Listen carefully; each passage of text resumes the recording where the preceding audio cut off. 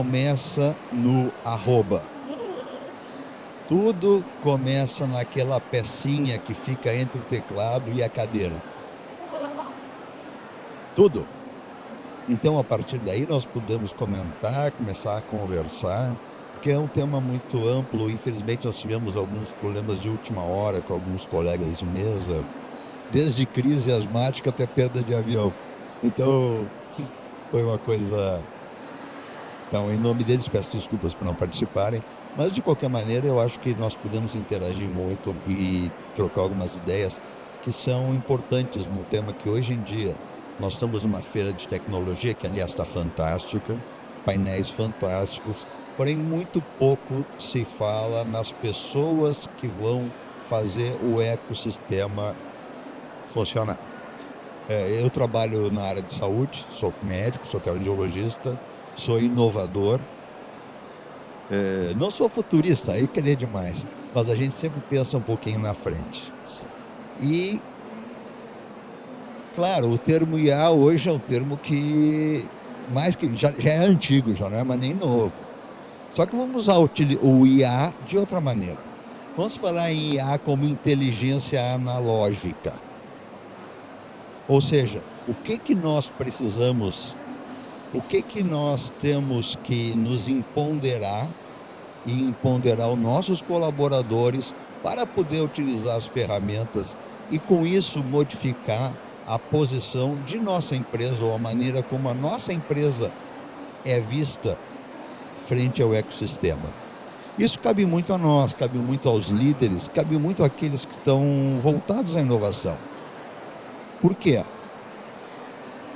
É normal, é natural que a maior parte dos nossos colaboradores estejam dentro do seu círculo de conforto. É natural. Nós não estamos, nós estamos aqui aprendendo, todo mundo junto. E quem está dentro está aqui porque quer sair, porque aqui não tem futuro, tem que ir para outra. Então vamos aprender. Então nós estamos nesse momento. E esse momento é mágico. Por que é mágico? Porque nos permite, primeiro, conversar com quem está na cadeira ao lado, que às vezes vai fazer toda a diferença, vai fazer mais diferença do que está vendo o painel fora. Vai permitir que você veja o que os outros estão fazendo e, com isso, você pode trazer para a sua empresa, você pode trazer para os seus colaboradores uma imagem diferente do mercado. Puxa, será que meu posicionamento, que hoje eu imagino que eu seja líder do mercado, é assim mesmo? Será que a minha empresa, que hoje vê frequência cardíaca usando o Holter, o aparelho de 24 horas, que é autorizado pela ANS, enfim, seja como for, é o padrão ouro? Não, aí você caminha pelo corredor das startups utilizando a mesma informação de uma maneira muito mais inteligente. Essa inteligência, você acoplando com a sua inteligência de mercado e com toda a sua bagagem, vai fazer com que você possa modificar a imagem corporativa. A imagem corporativa não é mudada de fora para dentro. A imagem corporativa pode vir a partir de uma diretriz. Agora, quem muda são os colaboradores. A interface não é o robô do WhatsApp, o chatbot, ou seja, como for. Por quê? Nós falamos em interface, nós falamos em jornada. Cada ponto da jornada do cliente ou do paciente, conforme a situação, pode fazer com que a imagem, com que aquela avaliação do Google seja uma estrela. Pode fazer com que a conversa, com que a postagem, que o Twitter dele, ou X, olha o nome que quiser, fale mal de sua empresa. Olha o trabalho e o custo para modificar isto. O trabalho, só quem está dentro do ecossistema sabe o que custa para uma empresa modificar um comentário negativo, uma posição negativa. E para isso a preparação dos colaboradores é muito importante. Como é que se dá a preparação dos colaboradores? Muitas vezes, e deveria ser sempre, na verdade, a empresa é responsável por isso. Mas nós, que estamos aqui sentados, nos sentimos responsáveis por isso. Nós, que estamos aqui sentados, sabemos que alguém tem que pensar nisso. Nós que estamos aqui sentados fazemos parte dessa mudança. Não sou eu sozinho que estou aqui em cima sentado, tem convidados ilustres que deveriam estar comigo e não podem. São vocês. Então eu gostaria de ouvir muito a interação, a experiência de vocês, que vocês podem colaborar para que a gente possa modificar, porque eu não vou fazer um stand-up show aqui em cima. Não tenho essa habilidade. A gente pode conversar, pode trocar ideias, posso trocar experiências, posso fazer diversas coisas, mas eu tenho certeza que eu também posso aprender com a experiência de vocês. Então, por favor, os microfones estão à disposição, se alguém quiser colaborar, se alguém quiser participar, se alguém quiser instigar com perguntas, eu coloco o microfone à disposição para fazer essa interação. Alô, tá me escutando? Bom dia a todos. Dr. Cídio, primeiro agradeço. O senhor está aqui presente com a gente, veio do Rio Grande do Sul, eu vim aqui para prestigiá-lo e queria saber, na sua experiência como um cardiologista que já trabalha nesse setor, tem a sua própria empresa e também é uma pessoa curiosa em aprender e lida no setor de startup, qual seria o conselho para o pessoal que é da área de medicina, que agora está começando a se preocupar com o mercado em termos de competitividade, inteligência artificial, como é que a gente deve se posicionar para poder entrar nesse mercado e até poder competir dentro das nossas qualificações. Obrigado. Bom, primeiro, obrigado. Não sei se eu mereço todos esses elogios, mas de qualquer maneira me sinto lisonjeado. Só em ouvi-los eu já fico feliz. Né? Muito obrigado. Bom, eu sou um médico empreendedor, estou com a cabeça diferente da maior parte dos meus colegas. E como médico eu falo da área de saúde. E aí nós podemos começar de várias coisas. Por exemplo, na área de saúde parece que é proibido falar em dinheiro na faculdade. Né? Ninguém vive depois da faculdade, a maior parte dos cursos. Então, o que a gente vê? A gente acaba vendo um profissional de saúde, na maior parte das vezes, quase que onipotente. Porque nós convivemos com uma situação que nós somos os fortes frente ao frágil, porque aquele que vem procurar algum cuidado de saúde precisa de alguma coisa. E cabe ao profissional de saúde, ou quem está vinculado à área de saúde, prover ao mínimo aquela atenção que a pessoa precisa. Então se sente muitas vezes onipotente. Se sente muitas vezes onipotente e poucos médicos se dão ao luxo de vir a perguntar o porquê, se dão ao luxo de perguntar, colocar a mão no ombro, dizer como é que eu posso lhe auxiliar. Cabe a qualquer um de nós fazer isso. Eu estava num stand há pouco tempo, ontem na verdade, e fiz umas perguntas para a pessoa que estava nos encarregados do stand. E ele disse, puxa, mas você deve ser médico. Eu nem coloco no crachá isso porque, enfim, não interessa. Mas eu disse, mas por que você acha que eu sou médico? Não, porque você faz perguntas muito objetivas. Aí eu comecei a pensar, de noite no hotel, eu estava pensando nisso, puxa, mas será que é certo ou será que é errado? No final eu disse, não, eu acho que é legal, eu acho que eu tenho que otimizar o meu tempo e otimizar o tempo das pessoas que estão conversando comigo. Se a gente não agrega valor às pessoas, agora falo como médico, se eu não agrego valor àquelas pessoas que têm seu tempo e vêm me procurar, eu estou perdendo o meu tempo e o tempo delas. Então é muito importante para o profissional de saúde, se dá por conta da sua importância dentro do ecossistema, seja aplicando a gotinha ali da vacina, seja escrevendo no prontuário desses sistemas que a gente sabe que são bonitos, mas para quem usa, sabe que são uma confusão, e todos os demais players, sabe, Ricardo? Então, eu acredito que se nós não focarmos em melhorar nossa interação, voltando lá para o início que eu falei, se nós não nos preocuparmos em ser aquela palavrinha antes do arroba, o nome da empresa, nós não modificamos o mundo. E nós estamos aqui, e agora eu falo como um conceito pessoal, como um mantra, nós estamos aqui para fazer um mundo melhor. Nós estamos aqui para deixar um mundo melhor do que o mundo que a gente recebeu. De novo, isso eu falo como mantra. Né? Não está escrito em lugar nenhum, não li nenhum guru. Certamente mais gente escreveu sobre isso. Mas, Ricardo, é assim que eu vejo a situação. Nós temos que deixar as coisas melhores que recebemos. A verdade é que hoje está difícil, tem tanta inovação, tanta coisa, mas eu acho que quanto mais a gente se desafia, mais a gente cresce. Não sei se eu... Eu lhe agradeço, doutor Cídio. Não sei se alguém mais quer fazer uma pergunta, mas voltado mais para o tema da palestra, de como é que a gente cria, desenvolve e mantém, porque a reputação em um minuto é destruída, né? Na sua experiência, você já passou por esse momento de crise, digamos assim? Já passei, que eu lembro 2 vezes enquanto empresário na área da saúde. Já passei por um momento, assim, uma situação assim, tragicômica até. Dentro da sala de espera de uma das clínicas, duas pacientes começaram a brigar, literalmente brigar, por motivos que eu não tenho nem ideia, que ninguém da equipe sabe o que aconteceu. A gente, pelas câmeras, depois viu que elas começaram a discutir e brigar. Bom, aquilo gerou um BO na polícia, gerou investigação, claro que gerou advogado, gerou custos para a empresa que não tinha nada a ver com o sistema, e alguém tinha que fazer gestão de crise. Olha, numa empresa de médio porte, quem faz? Se o dono não fizer, não vai pagar um advogado, que às vezes impacta muito na elaboração.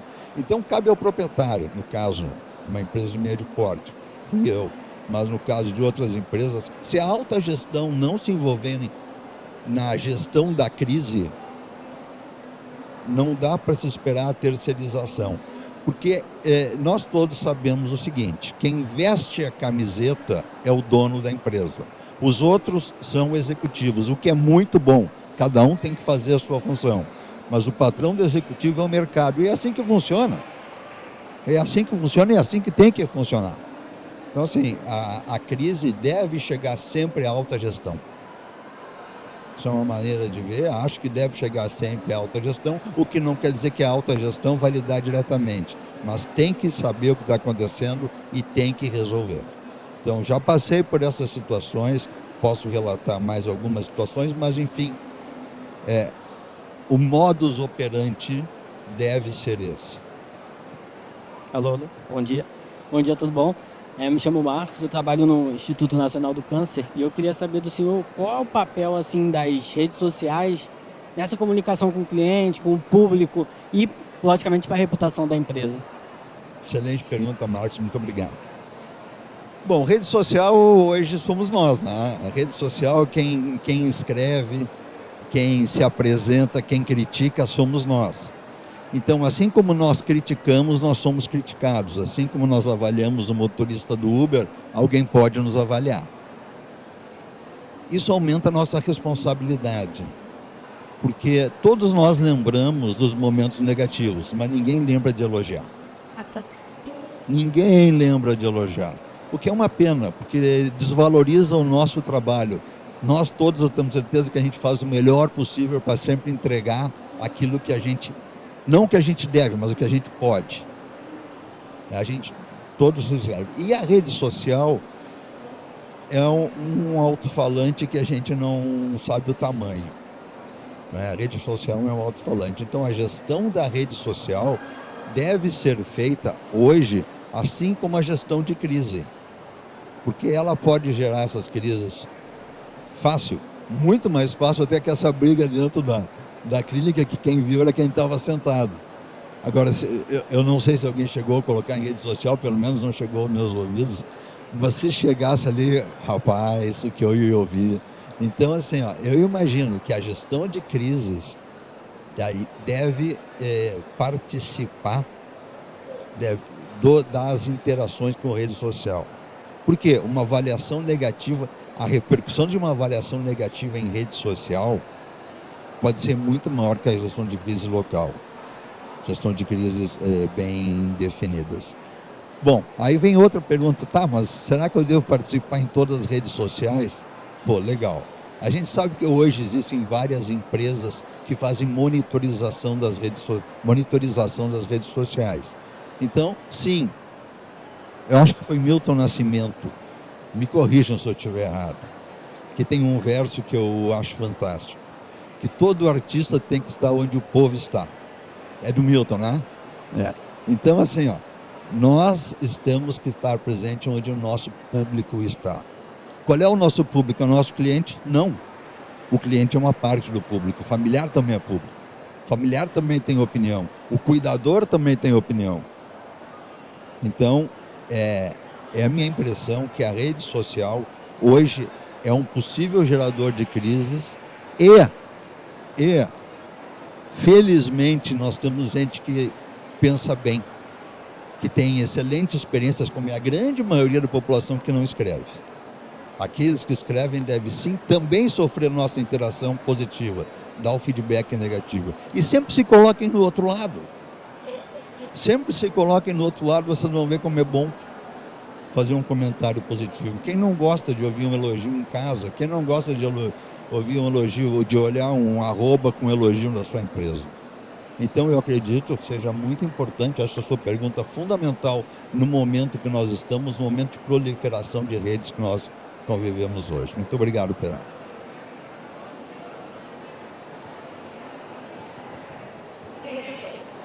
Outro aspecto interessante que eu acho que vale a pena a gente comentar é a utilização hoje de aplicativos de saúde.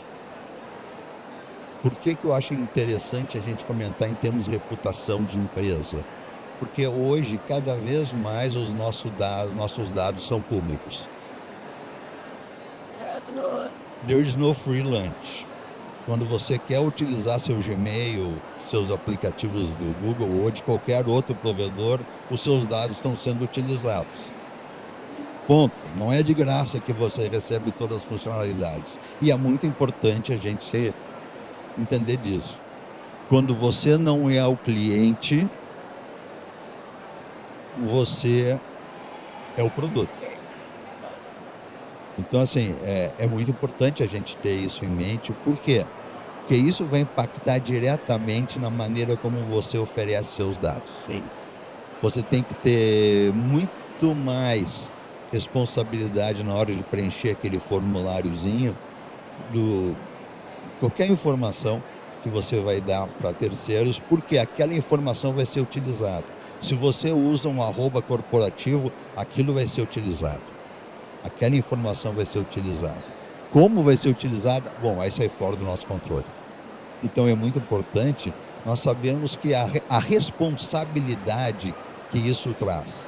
E isso faz parte e deve ser transmitido pela cultura da empresa. Michael Porter, que nos anos 90, eu imagino, ou não, talvez 80, tenha feito os norteadores de visão, missão, valores, uma empresa que são importantes, são válidos. Hoje eles são muito mais dinâmicos. Você vai estabelecer valores que são fundamentais aos fundadores. Porém, você vai estabelecer norteadores que são fundamentais ao mercado. Então, nós temos a oportunidade de rediscutir isto à luz de valores estabelecidos previamente, nos permite adaptar a circunstância do mercado, que hoje vocês sabem melhor que eu, em cada ano, em cada 6 meses, as coisas modificam. Nós não conseguimos mais acompanhar, né, tudo que está acontecendo. Porém, quando nós temos valores pré-definidos, fica muito mais fácil. Podemos discutir com nossos líderes, com nossa equipe, os norteadores. Porém, é fundamental que, se uma empresa, se a corporação que nós estamos trabalhando não tenham valores a serem transmitidos, isso vai permitir de tudo. Isso vai permitir que vocês possam variar do bom para o mal, sem ter com quem discutir. Claro, é muito fácil assinar uma caneta e demitir, mas não é assim que deve funcionar. Não é assim que deve funcionar. Porque a maior parte das vezes a admissão é feita pelo currículo e a demissão é feita pela inteligência emocional. Deveria ser o oposto, porque normalmente o líder daquela equipe não participa da admissão.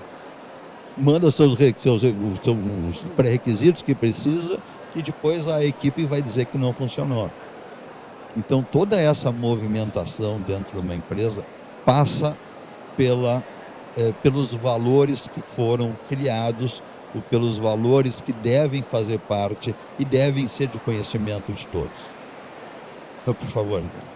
Doutor Cídio, sabendo também que o senhor é conselheiro consultivo de empresas, e pelo tema da palestra, que conselhos o senhor geralmente dá, como médico, num board, num conselho, que tem pessoas de várias formações, e a sua presença, então, que diferença faria quando o senhor começa a dar o tipo de aconselhamento, de sugestões? O que seria o mais relevante que o senhor poderia compartilhar conosco? O Conselho Consultivo, para aqueles que ainda não sabem, faz parte no sistema de governança. É um conselho independente, formado muitas vezes por pessoas que não são do core business da empresa, porém que podem agregar valor à operação. Essa agregação de valor permite com que pessoas com olhares independentes, e devem ser independentes, possam adicionar à empresa, ao fundador, aos gestores, uma avaliação externa e independente. É muito importante que o conselheiro possa ter a capacidade de sugerir mudanças. Não cabe ao conselheiro mudar, cabe ao conselheiro sugerir. Mas quem precisa ter conselheiro? A minha empresa não está listada, a minha empresa não necessita de conselho de administração, não é tão grande assim. Na verdade, a pergunta é o contrário: quem não precisa de conselho? Essa é a grande pergunta. Uma média empresa, uma empresa em ascensão, uma startup, quanto a startup ganha em mentorias, quanto uma startup se beneficia, o founder se beneficia por alguém que possa auxiliar. Então, empresas de todos os portes necessitam de conselho. Mas vai me custar muito caro. Nem sempre. Muitos conselheiros experientes, eu me coloco não como experiente, mas me coloco como conselheiro também, faço parte do conselho de algumas empresas. Eu, como conselheiro, tenho certeza que tenho certeza não, aí é querer demais, né? Mas tento fazer a diferença nas empresas que eu participo. Porque como eu já disse lá no início, eu tenho que fazer um mundo melhor. Eu tenho que acordar não pensando na minha noite, eu tenho que acordar pensando no meu dia. Então, nós temos que fazer a diferença como conselheiros. É nosso papel nós estarmos em dia, participarmos com atividade como essa, para podermos auxiliar as novas empresas, para podermos auxiliar as empresas já existentes que querem fazer melhor. O sistema de governança dentro de uma empresa de qualquer porte é um sistema em evolução. Por isso é importante a participação de todos. Por uma sugestão, entre aspas, da organização do evento, nós vamos ter que terminar essa apresentação. Eu gostaria de... Bom, primeiro pedir para o Ricardo tirar uma foto, que eu me sinto orgulhoso de estar aqui em cima sozinho, nunca imaginei isso, né? Por favor, e agradecer a vocês por esse momento, cumprimentá-los por se preocupar com isso. Eu acho isso muito importante, a gente pensar na nossa reputação, pensar na reputação de quem trabalha, porque afinal, quem trabalha, a empresa que nós trabalhamos, nós nos orgulhamos de fazer parte dela. Nós nos orgulhamos de fazer parte dela e qualquer empresa responsável se orgulha em nos ter nos seus quadros. Então, se nós não pensarmos que essa empresa, que esse ente é importante para nós e nós não cuidarmos dele, nós não estamos cuidando de nós mesmos.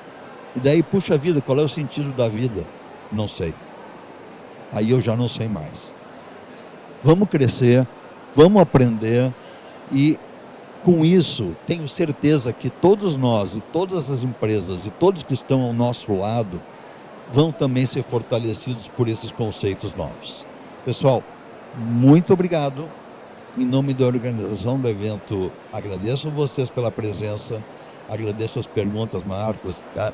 Pelas perguntas, e estamos à disposição para auxiliar no que for possível.